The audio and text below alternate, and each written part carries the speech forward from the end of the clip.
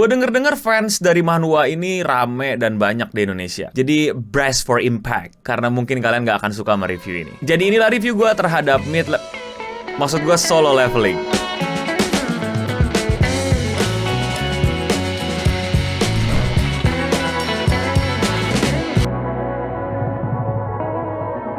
Solo Leveling adalah adaptasi dari sebuah manhwa, yaitu komik dari Korea. Tapi komik dari Korea itu juga asalnya dari novel. Tapi gue nggak tahu itu novel apa light novel. Komen di bawah untuk koreksi gue. Yang baru-baru ini tayang dari studio A1. Salah satu ini kalau nggak salah juga studio dibalik dari anime Sword Art Online, yang merupakan anime yang sedikit banyak punya kemiripan dengan Solo Leveling itu sendiri. Gue nontonin sampai 4 episode dan gue nggak bilang ini jelek. Tapi gue tidak merasakan sesuatu yang spesial sama sekali dari anime ini. Nggak ada sesuatu yang bilang, wah kalau fight scene ini dia, wah kalau action ini dia, wah kalau story ini dia, wah kalau isekai ini dia. Gue susah banget untuk mendapatkan sesuatu yang sangat-sangat luar biasa dari anime ini, sehingga anime ini tuh bisa stand out di antara ratusan anime yang tayang di sekitarnya. Kok bisa begitu, no? Biar gue breakdown satu-satu. Kita akan mulai dari cerita dulu. Jadi cerita anime ini tentang dunia modern kayak sekarang yang tiba-tiba kemunculan banyak gate atau portal, yang dimana portal tersebut akan menghubungkan kalian dengan para waifu kalian yang 2D gitu. Jadi kalian bisa nyentuh digital pixel kulit-kulit putih mulus mereka. Tapi sayangnya itu cuma ada di mimpi para wibu pas ngeliat portal itu kebuka. Karena sebenarnya yang keluar dari portal tersebut adalah para goblin yang siap untuk berhutang di warteg-warteg terdekat. Pada saat tentara pertahanan berusaha untuk mengalahkan para goblin tersebut, ternyata nggak bisa karena dia tekbal alias nggak mempan. Tapi tenang saja, ini bukan dunia Attack on Titan, jadi para manusianya itu dapat buff lah, dapat kekuatan magic gitu, yang setidaknya dapat membuat mereka menandingi kekuatan para monster-monster yang keluar dari gate tersebut. Makanya para pengangguran langsung pada daftar berbondong-bondong untuk jadi gamers, orang-orang yang melawan monster. Tapi karena kata gamers itu sedikit negatif ya konotasinya di masyarakat di sana, jadi diganti jadi hunters. Nah, setiap orang itu punya kekuatan magic yang udah ditentukan dari lahir.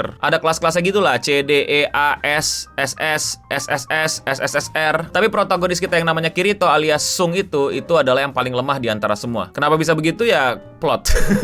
Gue nggak tahu karena belum di-reveal. Nah, pokoknya tahu-tahu Sung itu ikut raid gitu ya, ngedungeon gitu. Terus ekspektasi orang-orang tuh bakal lawan goblin, bakal lawan tikus tanah, bakal lawan makhluk-makhluk RPG lainnya. Tapi ternyata mereka memasuki ke sebuah dungeon yang paling dibenci sama umat RPG, yaitu puzzle. Jadi STR, intelligent, agility lu nggak guna di situ. Yang paling bisa menyelamatkan lu adalah orang yang paling sering baca trivia game. Atau setidaknya hobi nontonin gameplaynya Tara atau Miao Aux sehingga lu tahu gitu cara nyelesain puzzle-nya gimana. Dan tentu saja orang tersebut adalah protagonis kita, si Sung. Long story short, mereka berhasil tapi gagal. Mereka berhasil karena beberapa kabur. Mereka gagal karena Sung yang harus dikorbankan di situ. Dan pengorbanan Sung tersebut ternyata malah membuat Sung berhasil mengakses game plus, yang dimana biasanya bayar dia dapat gratis. Nggak gratis sih, dibayar sama nyawa. Dan dimulailah pertualangan grinding berjam-jam dia yang biasanya sama tim, sekarang dia sudah bisa sombong grinding sendiri. Dan itulah dia Solo Leveling. Secara jelas kita akan mencium sebuah plot yang dimana MC-nya ini tiba-tiba mendapatkan kekuatan powerful dengan cara pakai Game Shark atau lainnya. Dan kita akan mengikuti petualangan dia gitu. Semakin powerful apakah dia nanti ke depannya. Gue nggak ada masalah sama plot kayak gini, tapi penyajian plotnya di anime itu menurut gue bener-bener tawar. Pertama, karakter utamanya ini gagal membuat gue bersimpati sama dia. Dan menurut gue ini sangat-sangat gagal di episode dimana dia akhirnya mau dikorbankan dan ditusuk mampus. Di situ tuh momen yang dimana dia tuh tadinya yang sok-sok baik, yang sok-sok rela berkorban, yang tahu diri karena gue lemah, jadinya gue mesti rely on orang lain. Jadi kalau misalnya tim gue kesusahan, jadi gue yang harus dikorbanin. Di ending, gue ngerti harusnya kita bisa merasakan bahwa di situ akhirnya dia ngebuka sifat aslinya gitu, kayak sialan, gue juga pengen menang, gue juga pengen tetap hidup, gue nggak mau dikorbanin. Lu punya keluarga, lu pikir gue nggak punya keluarga? Dia ngebandingin dirinya sama cerita-cerita karakter di sebelahnya yang katanya butuh buat nolongin keluarga, ini karena demi temennya, ini karena itu. Ya lu nggak spesial kalau keluarga lu butuh duit, keluarga dia juga butuh duit. Tapi in the end dia tetap nunjukin sikapnya yang sangat-sangat sok berkorban. Tapi di akhir hidupnya dia nge-snap gitu kayak, woi, kok gua? Ini semua kenapa? Ya karena gue lemah, karena gue ditakdirkan untuk punya kekuatan sekecil ini. Ini semua karena gue tidak terlalu penting kan perannya di sini. Dia kayak nge-snap gitu, kayak tiba-tiba muncul apa ya, jantungnya deg kayak pecah gitu harusnya. Ini kan harusnya momen yang sama dengan bagaimana Yuji tiba-tiba ganti dari Sukuna ke Yuji dan Shibuya udah hancur berantakan. Atau momen dimana Eren pada saat dia ke pantai yang tiba-tiba dia jadi kosong. Ada sebuah sensasi rasa karakter utama kita itu berubah, atau sadar akan sesuatu, atau lebih jujur pada dirinya. Tapi maaf, gue lihat di sini datar, tawar. Kayak, oh iya buruan, oke, lu abis ini reinkarnasi atau dapat power up deh gara-gara pengorbanan lo. Mantap.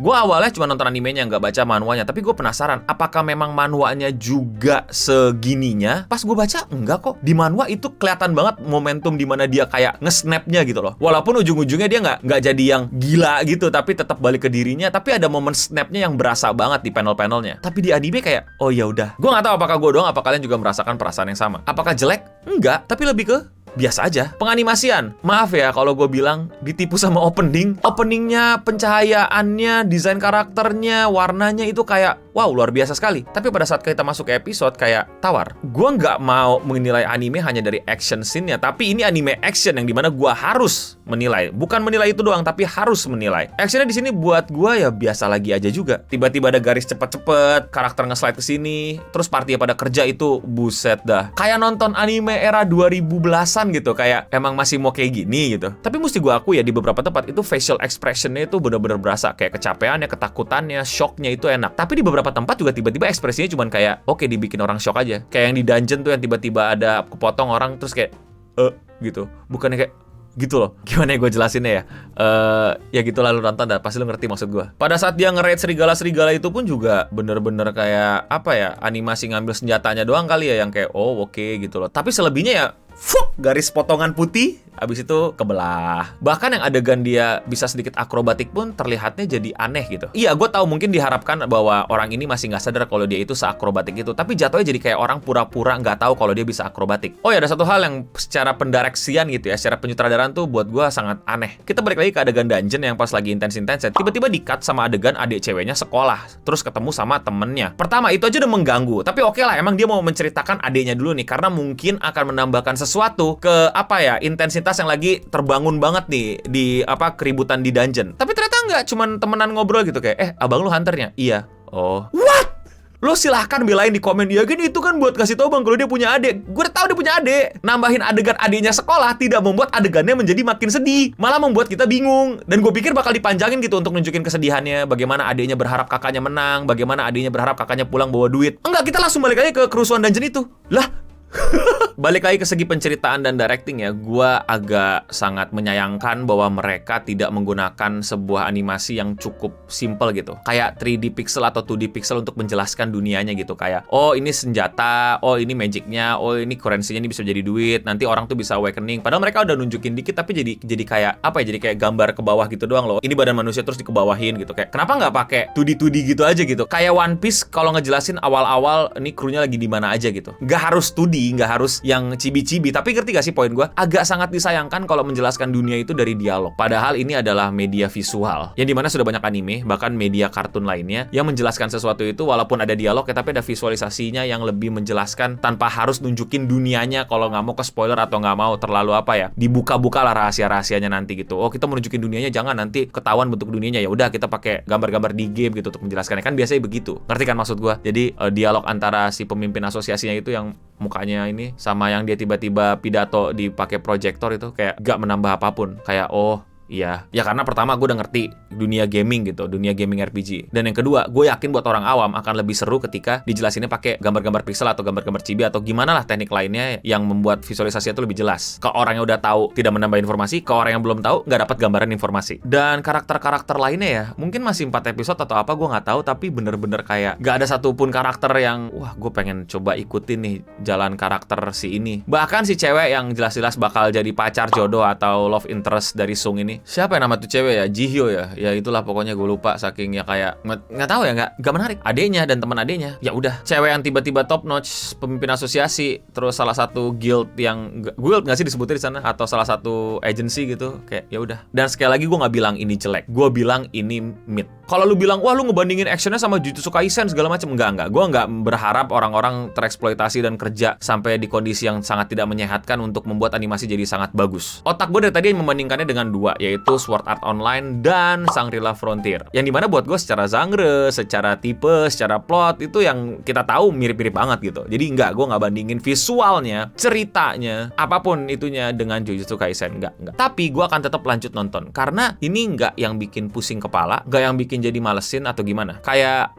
Nonton apa ya? Oh ya, Solo Leveling udah ada nih, kayak gitu. Plus ada hal yang menarik yang pengen gua buktiin. Gua nggak baca manualnya ya, cuman iseng ngecek doang gitu yang, oh ya gambar manualnya lebih bagus deh. Apa gua salah ya? Apa mata gua seliwer ya? Kalau menurut kalian gimana? Komen di bawah. Tapi balik lagi ke omongan gua tadi, bahwa waktu dia berantem sama serigala sama ular di stasiun itu kan dia kayak masuk ke dimensi lain gitu, tapi ada orang gitu. Apakah itu dia lagi terhipnotis sama sebuah mesin dan dia di situ malah ngebantai-bantayin orang beneran di stasiun, tapi visual dia ngebantain serigala? Atau enggak, no? Lu berpikir terlalu jauh, no? Itu enggak sekompleks itu. Gak tahu. Mungkin kalian boleh spoilerin di bawah biar gua tahu apakah gua mesti ngikutin apa enggak. Kalau itu terjadi, buat gua keren. Tapi apakah gue berharap terlalu tinggi? Dan kalau kalian suka sama konten kayak gini dan mau dukung gue, kalian bisa klik tombol subscribe. Kalau kalian mau dukung lebih dari sekedar itu, kalian bisa join membership channel ini dengan klik tombol join atau gabung, sehingga mendapatkan banyak perks, yaitu bisa mendapatkan emblem di nickname kalian di YouTube ketika kalian komen. Jadi itulah dia Solo Leveling. Gue agak sebel ya ngedengerin orang yang bilang, iya bang awal-awal emang bosenin gitu, tapi pertengahan gitu. Ya itu berlaku di semua karya nggak sih? Karya yang dengan durasi, karya yang dengan audio visual gitu. Ketika gue bisa bertahan sampai tengah ya berarti bagus gitu loh. Tapi ketika gue nggak bisa bertahan sampai setengahnya, berarti ya itu problemnya. Dan buat orang Indonesia ya, dan fans-fans garis keras ya, buat fans anime manapun nih, banyak yang suka salah artiin. Mid itu bukan jelek.